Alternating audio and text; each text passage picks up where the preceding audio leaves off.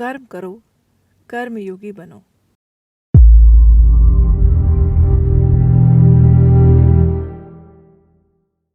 जो मनुष्य सतत अपने कर्तव्य कर्म में लगा रहता है उसे किसी दूसरे की निंदा स्तुति करने का अवकाश नहीं रहता। कर्मरत के लिए एक क्षण भी इन बेकार बातों के निमित्त निकालना मुश्किल है।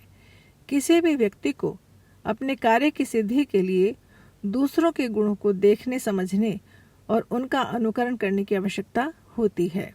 कर्मयोगी को दूसरों के गुण अच्छाइयों को देखने की आदत बन जाती है और दोष दर्शन के लिए न उसे उत्साह रहता है और न ही अवकाश।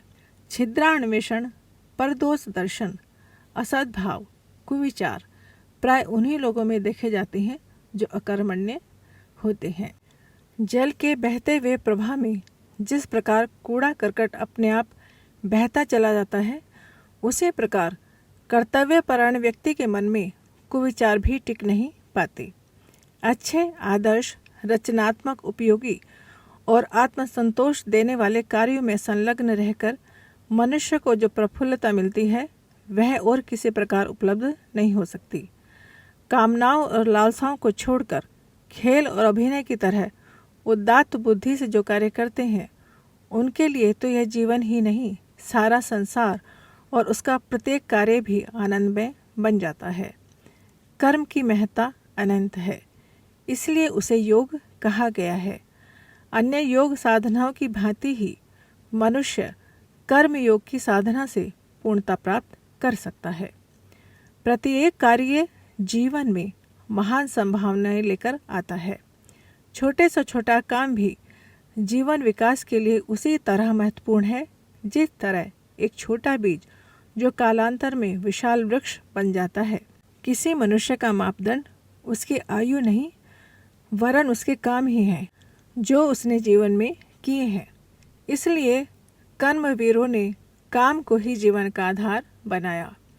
एक मनीषी ने तो यहाँ तक कह दिया, हे कार्य, तुम ही मेरी कामना हो, तुम ही मेरी प्रसन्नता हो और तुम ही मेरा आनंद हो।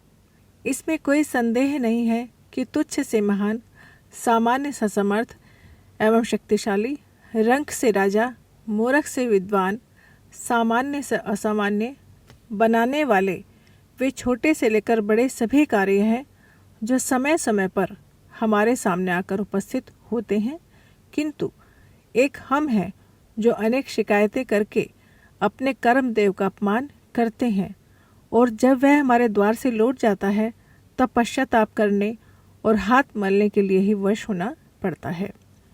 कभी कभी हम शिकायत करते हैं कि यह काम तो बहुत छोटा है, यह मेरे व्यक्तित्व के अनुकूल नहीं है, मैं इन तुच्छ कामों के लिए नहीं हूँ, आदि आदि। लेकिन हमने कभी यह भी सोचा है कि उद्गम से आरंभ होने वाली नदी प्रारंभ में इतनी छोटी होती है कि उसे एक बालक भी पार कर सकता है। एक विशाल वृक्ष जो बहुतों को छाया दे सकता है, मीठे फलों से तृप्त कर सकता है, अनेक पक्षियों का बसेरा होता है, आरंभ में एक छोटा सा बीज ही होता है जो तनिक सी हवा के झोंके से उड़ सकता है। एक छोटी सी चिड़िया भी उसे निगल सकती है, एक चींटी उसे उठाकर ले जा सकती है। बहुमूल्य मोती प्रारंभ में एक साधारण सा बालू का कण होता है। यही स्थिति हमारे सामने आने वाले कार्यों की भी है। प्रत्येक महान और असाधारण बनाने वाला काम भी प्रारंभ में छोटा सामान्य लगता है, किंतु कर्मवीर जब उसमें एकाग्र होकर लगते हैं वे भी महान असाधारण महत्व कार्य बन जाते हैं।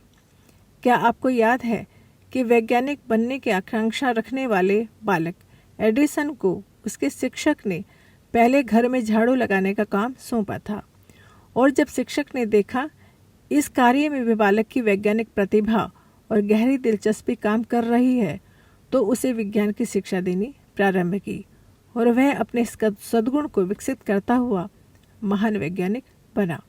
प्रत्येक महान बनने वाले व्यक्ति के जीवन का प्रारंभ उन छोटे छोटे कार्यों से होता है जिन्हें हम छोटे, महत्वहीन और सामान्य समझकर टाल देते हैं। उन पर ही हमारे जीवन की भावनाओं का भवन खड़ा होता है।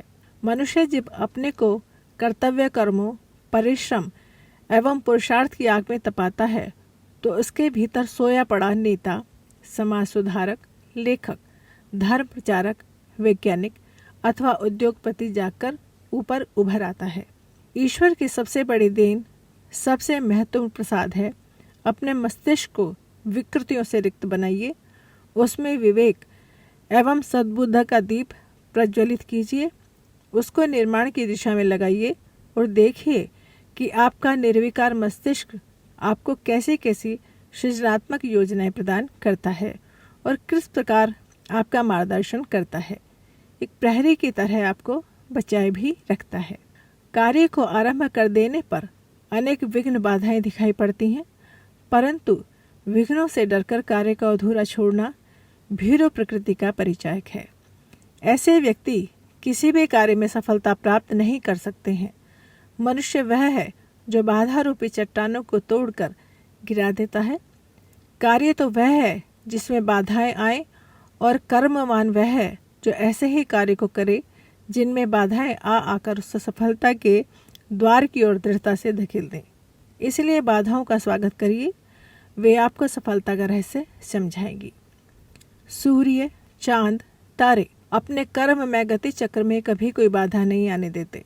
अपने कर्म में अवसान और फिर उदय में ही उनके अस्तित्व का बोध और सार्थकता है। नदी का कर्म है रास्ते में आने वाले स्थानों को सींचते, हरियाली बांटते हुए निरंतर बहते रहना। जब जड़ प्रकृति और उसके विभिन्न रूपों का यह हाल और नियम है, तब भला सजीव सचेतन मनुष्य कर्महीन कैसे रह सकता है। जीवन और प्रकृति के इन रूपों, नियमों और रहस्य को समझ बूझकर ही कवि ने इस तथ्य को उजागर किया है कि कर्म प्रधान विश्व रचि राखा, अर्थात इस जगत में कर्म करते रहना ही जीवन का चरम सत्य है। संसार की रचना ही वास्तव में कर्म करने के लिए ही की गई है। संसार में सुखों का अधिकारी केवल कर्मवीर व्यक्ति ही हुआ करता है। कर्म से जी चुराने वाला कभी नहीं। कहावत है कि चलने वाला ही कहीं पहुंच पाता है, राह के किनारे बैठा रहने वाला नहीं। सागर की गहराई में उतरकर गोता लगाने वाला ही भीतर से मोती निकालकर बाहर ला सकता है। जो व्यक्ति अपने आत्मबल पर भरोसा नहीं करते और साधनों को सर्वोपरि मानते हैं, वे संसार में कुछ कर सकेंगे इस पर विश्वास नहीं होता।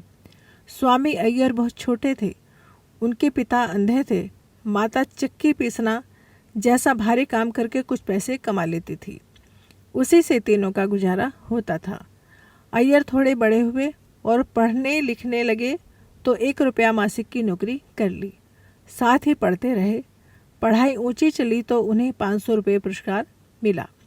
साथ ही तहसील में क्लर्क का काम 10 रुपये मासिक का मिल गया। अय्यर मेहनत करते रहे, पढ़ते रहे और एक दिन हाई कोर्ट के जज बने। पुरुषार्थ और प्रामाणिकता के अय्यर जी जीवित जागृत नमूने थे। जब यह एक सर्वमान्य एवं निखरा हुआ तथ्य है कि कर्म बिना गति नहीं, तो क्या सोचकर निठल्ले बैठे हो? उठो और कमर कसकर कर्म क्षेत्र में कूद पड़ो। अध्ययन, शिल्पकला, साहित्य साधना, जो भी काम हो उसमें दत्तचित होकर लग जाओ। सफलता स्वतः ही खींची चली आएगी। एक 4 वर्षीय लड़की के पैरों को लकवा हो गया। बैसाखी के सहारे वह कठिनाई से चल पाती। लड़की ने हिम्मत नहीं छोड़ी। वह चलने से भी बढ़कर दौड़ने का अभ्यास करने लगी। एक समय ऐसा आया जब वह ओलंपिक खेलों की दौड़ में शामिल हुई और 3 पदक जीते। इस लगनशील साहसी लड़की का नाम था गोल्डीन रुलाफ। वह अमेरिका के टेनेसी प्रांत की रहने वाली थी। याद रहे, सफलताएं हाथ में माला लिए कर्मठ और कर्मयोगी व्यक्तियों की प्रतीक्षा में खड़ी हमेशा बाट जोहती रहती हैं। तो इस कर्म प्रधान विश्व में अपने कर्मठ कदम बढ़ाते हुए आगे बढ़कर उस माला को अपने कंठ का हार बना लो। यही जीवन और कर्म दोनों का परम सत्य एवं लक्ष्य है। उठो, जागो, रुको मत, जब तक लक्ष्य तक ना पहुंच जाओ। पुस्तक का नाम सफल जीवन की दिशाधारा। लेखक पंडित श्री राम शर्मा आचार्य जी। अगर आपको हमारी यह वीडियो पसंद आई हो तो इसको लाइक करें, कमेंट और शेयर ज़रूर करें और हमारे YouTube चैनल ऋषि चिंतन को सब्सक्राइब भी कर लें। साथ ही बेल आइकन को भी दबाएं ताकि आपको आने वाली वीडियोस की नोटिफिकेशंस मिलती रहें। धन्यवाद।